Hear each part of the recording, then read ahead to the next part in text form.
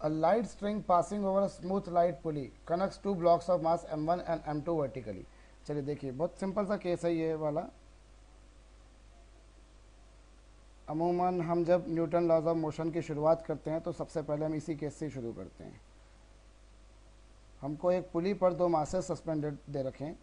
एक मास कितना दे रखा है आपको, m1, और दूसरा मास कितना दे रखा है, m2।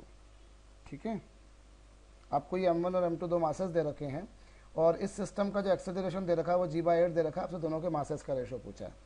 हम मान लेते हैं कि पहले तो चलिए इन दोनों में अगर हम स्ट्रिंग देखें तो यहाँ पे टेंशन T इस तरह से एक्ट करेगा। ठीक है, अब अगर आप m2 का FBD बनाएं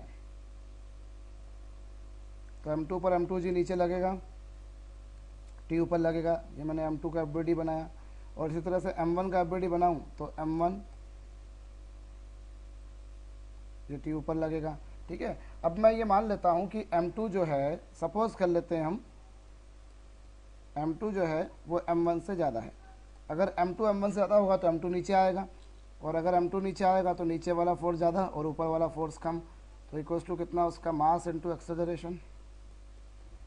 ठीक है, ये हमारे पास में क्या आ गया, ये हमारे पास में आ गए फर्स्ट सेकंड पार्टिकल के बारे में बात, m2 के बारे में। इसी तरह से m1 कहाँ जाएगा, अगर m2 नीचे आता है तो m1 नेचुरल बात है कहाँ जाएगा, ऊपर जाएगा। तो उसके लिए ऊपर वाला फोर्स डोमिनेटिंग होगा, तो क्या हो जाएगा, net force T minus m1g equals to कितना, m1 है। ये क्वेश्चन सेकंड हो गई। मैं फिर बता रहा हूँ, मैंने m2 का FBD बनाया, m2 पर m2g नीचे लगेगा, m1 पर m1g नीचे लगेगा, और T लगेगा दोनों पर ऊपर।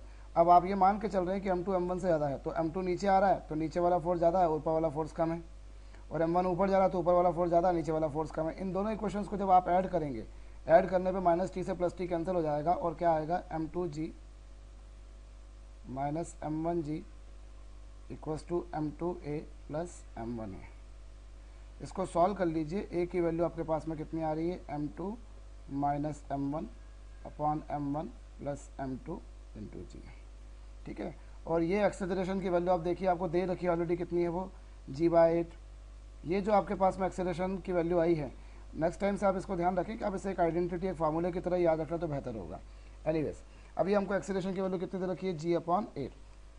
अब आप g से g तो कैंसिल हो जाएगा, आप क्रॉस मल्टीप्लाई कीजिए, और आप या फिर क्रॉस मल्टीप्लाई कर लीजिए, कंपोनेंट एंड डिविडेंड लगा दीजिए, तो आपको m2/m1 की वैल्यू सॉल्व करने पर आएगी 9:7। आप दोनों तरीक़ों से कर सकते हैं, या तो आप इसका क्रॉस मल्टीप्लाई कर दीजिए, या फिर आप कंपोनेंट एंड डिविडेंड लगाइए, और आपके पास में फाइनली जो आंसर आएगा वो 9:7 आएगा। ओके।